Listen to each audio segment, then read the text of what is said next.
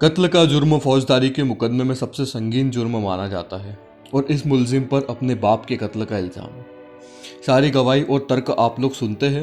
एक शख्स मर चुका है और दूसरे की ज़िंदगी का फैसला आपके हाथों में है। अब आप लोग पूरे मुकदमे की बारीकियों पर गौर करेंगे और सच्चाई तक पहुंचने की कोशिश करेंगे। अगर आप लोग मुलजिम को बेकसूर साबित कर देते हैं तो एक मासूम की जान बच सकती है, परंतु यदि ऐसा नहीं होता है तो मुलजिम को फांसी की सज़ा होगी।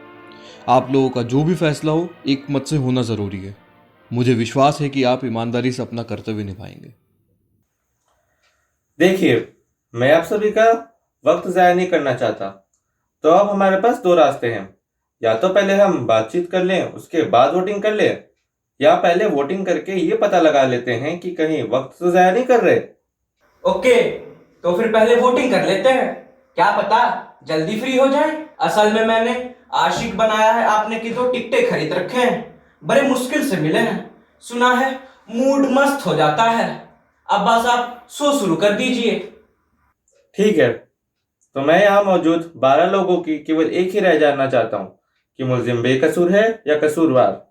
तो जिन्हें भी लगता है कि मुलजिम कसूरवार है वे अपना हाथ खड़ा कीजिए।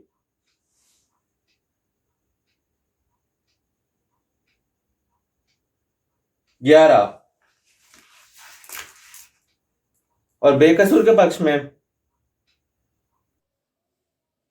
केवल एक जनाब। So now the vote count is 11:1 in favor of guilty.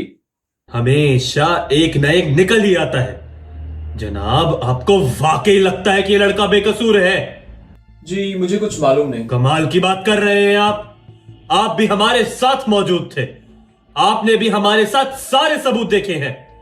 ये आदमी एक खतरनाक मुजरिम है। आदमी? पर उसकी उम्र तो सिर्फ 19 वर्ष है। क्या बात कर रहे हैं 19 बरस की? 19 बरस भी बहुत होते हैं।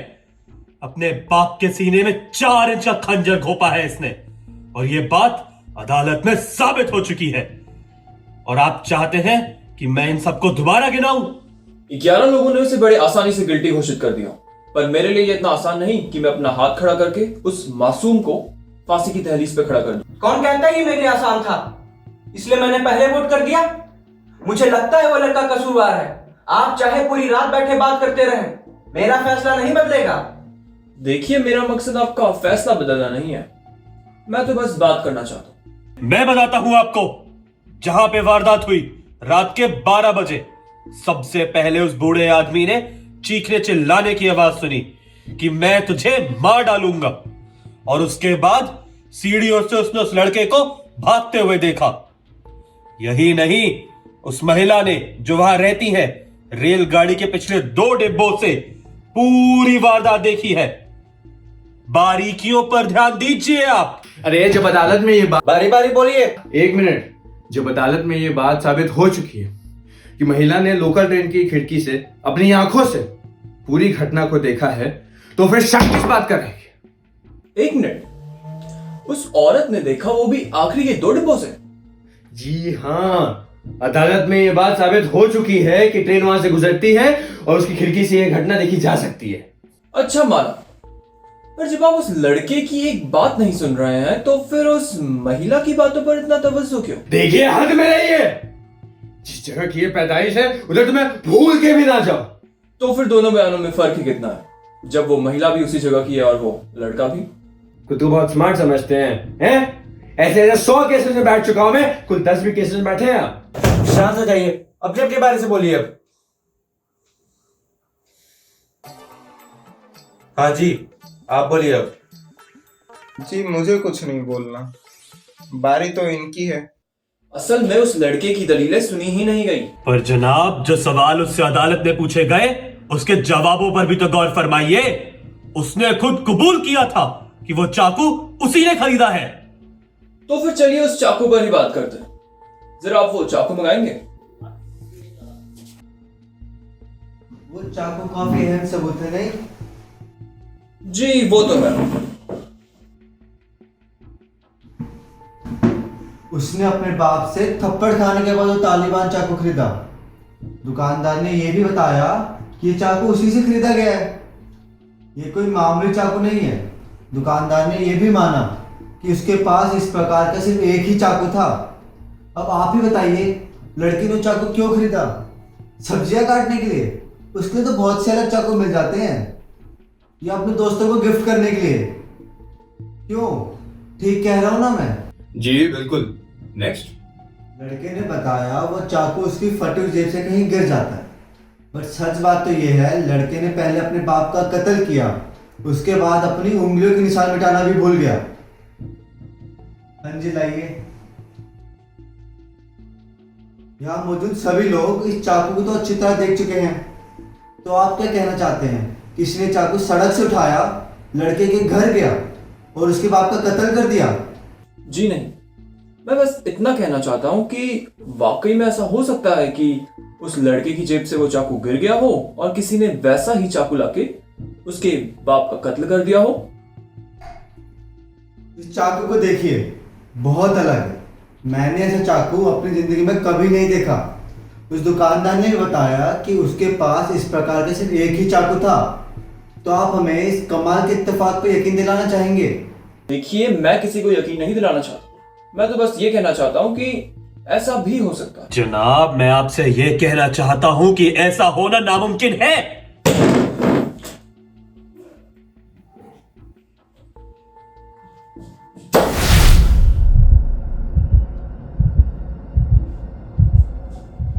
देखिए, बहुत बढ़िया तमाशा कर लिया है आपने, लेकिन इससे कुछ साबित नहीं होता है। अरे ऐसे 20 चाकू होंगे तो? बिल्कुल, इस तरह के 20 चाकू होंगे।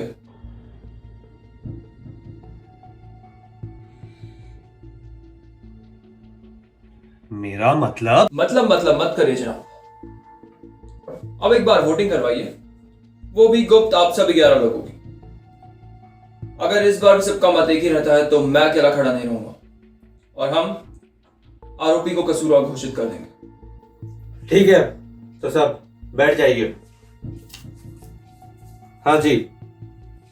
Guilty, guilty, guilty, guilty, guilty, guilty, guilty, guilty, guilty, guilty, not guilty. कौन है ये? मुझे जानने का हक बनता है। ये मेरा काम है। जानना चाहेंगे कि मैंने ऐसा क्यों किया? मैं बताता हूँ।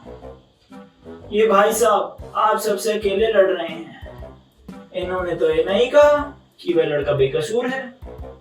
अरे ये तो खुद शोर नहीं है, और इतने सारे लोगों के विरुद्ध खड़ा होना कोई आम बात नहीं है।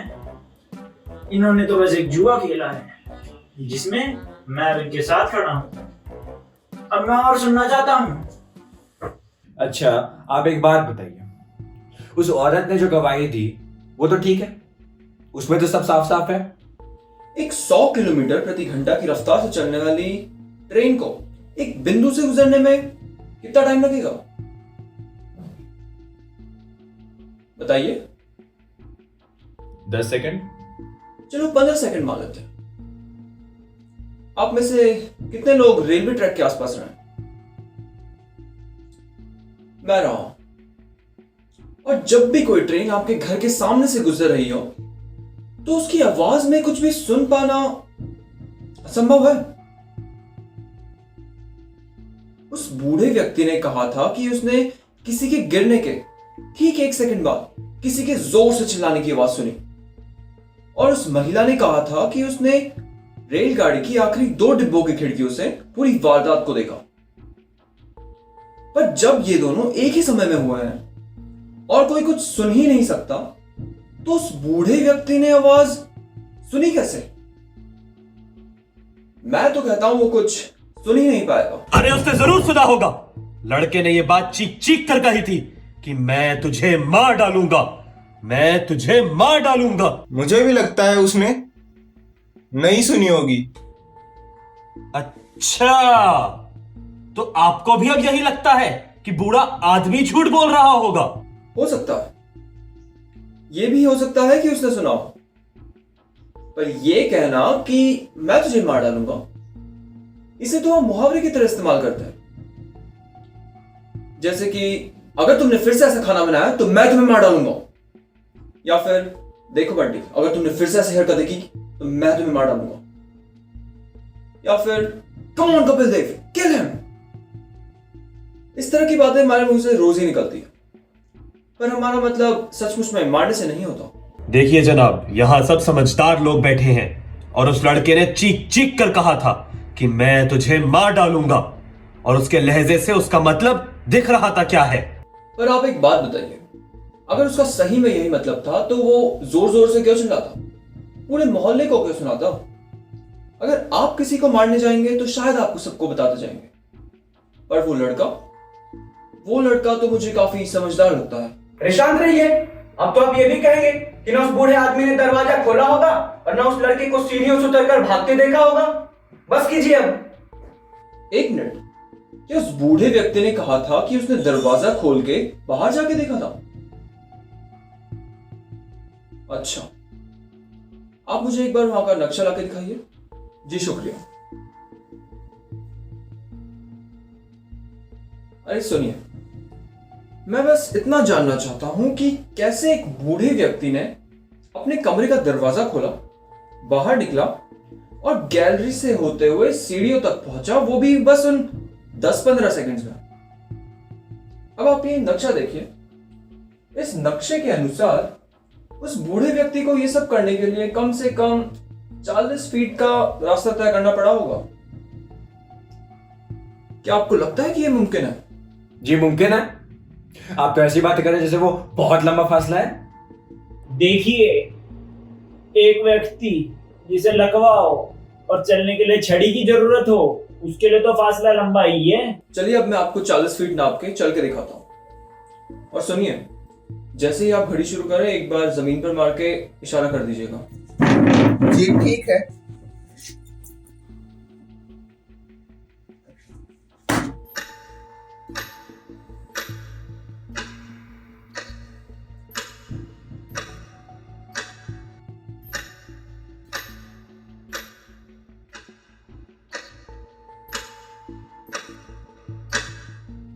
करीबन 41 सेकंड।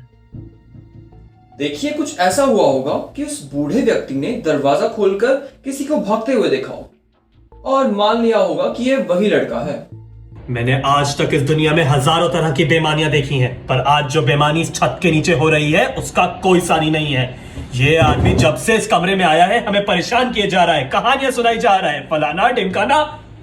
और अगर इसे जरा सी भी सफलता मिली है तो वो सिर्फ इस वजह से कि आप सबका दिल रो पड़ा है, पिघल गया है आप सबका दिल। ये आदमी एक खतरनाक मुजरिम है और हम इस मुजरिम को अपने हाथों से जाने दे रहे हैं। क्या कहा आपने? जाने दे रहे हैं? क्या आप जल्लाद हैं? अगर उस बदतमीज लड़के के लिए मुझे जल्लाद भी बनना पड़े तो मैं बनूंगा। अरे कैसी बेहुदा बातें कर रहे हैं आप? शांत हो जाइए। आपको सिर्फ उसे फांसी पर लटकाने से मतलब है और कुछ नहीं। देखिए, शांत हो जाइए। आप एक खुदगर्ज इंसान है जिन्हें इंसाफ से नहीं सिर्फ खुद से मतलब है। अगर एक और शब्द निकाला तो मैं तुझे मार डालूंगा। आप ऐसा सिर्फ कह रहे हैं, पर आपका मतलब सचमुच में मुझे मारना नहीं है। ठीक है, तो मुझे लगता है हम एक और बार वोटिंग करवा लेनी चाहिए। नंबर 1 गिल्टी, नंबर 12 6 बेकसूर और 6 कसूरवार। क्या किसी को कोई तर्क रखना है?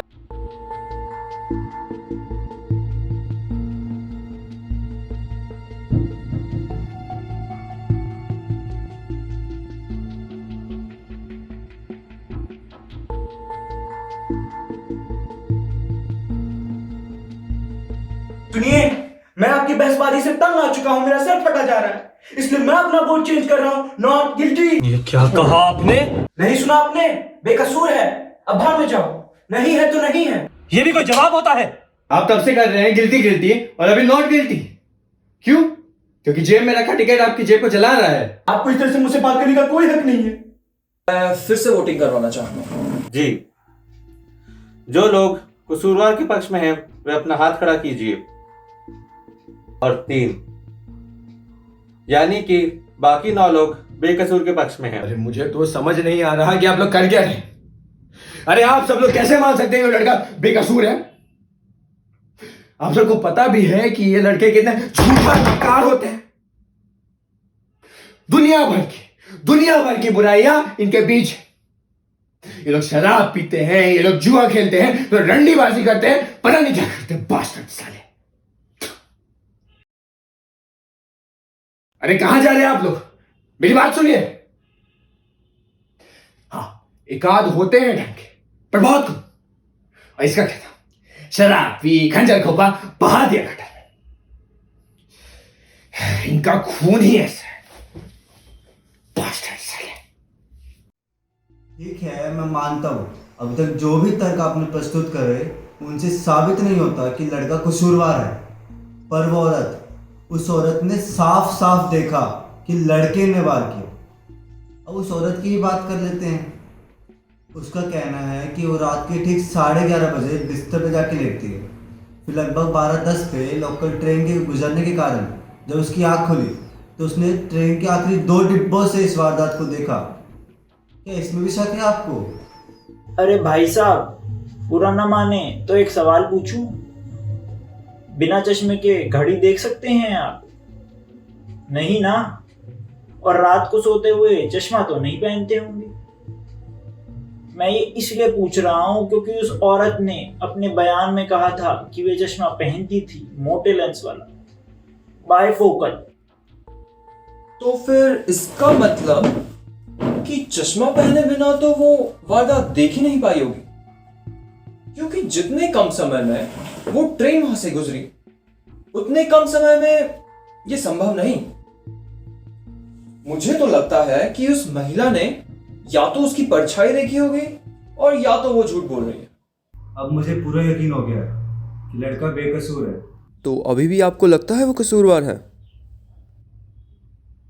ये लड़का कसूरदार है। लेकिन अपनी वजह तो बताइए। मुझे नहीं बतानी कोई वजह। हमें आपकी वजह पर शक है। हर बात उस लड़के को कसूरदार ठहराती है। आप सबको क्या लगता है कि मैं बेवकूफ हूं? आप सबके सब एकदम कमजोर दिल के इंसान हैं, बच्चे हैं। मुझे डराने की कोशिश कर रहे हैं। मैं कहता हूं कि मैं यहीं इसी कमरे में इसी कुर्सी पर बैठा रहूंगा। क्या कहा था उसने? क्या कहा था उसने? उसने चीख चीख कर कहा था कि मैं तुझे मार डालूंगा, मैं तुझे मार डालूंगा। किससे कहा था उसने? अपने बाप से कहा था उसने। वो बाप जिसने उसे पैदा किया था, पाला था, पोसा था, ना जाने क्या क्या किया था। क्या मिला उसको? छुरा 4 इंच का सीधा सीने में। छुरा मिला उसको। उसने अपने बाप को हमेशा हमेशा के लिए मार दिया। और क्यों?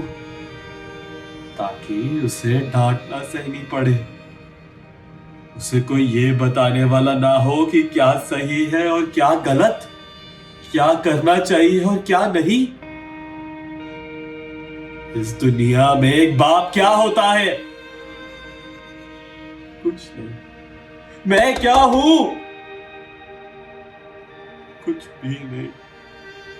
मेरे बेटे ने मुझे यहां तमाचा मारा था, फिर वो चला गया। उसके जाने के गम में उसकी मां मर गई, पर पलटकर देखने नहीं आया वो। मैं अब खाली दीवारों को देखता रहता हूं, वीरान कमरों में घूमता रहता हूं। बहुत अकेलापन है सीने में। ना जाने इस उम्र में अपने उस बेटे के लिए किसी मौत मरना पड़ेगा।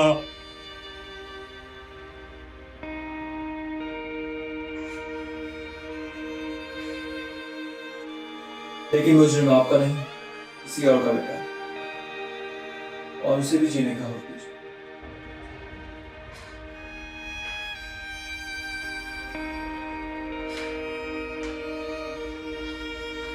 बेकसूर है।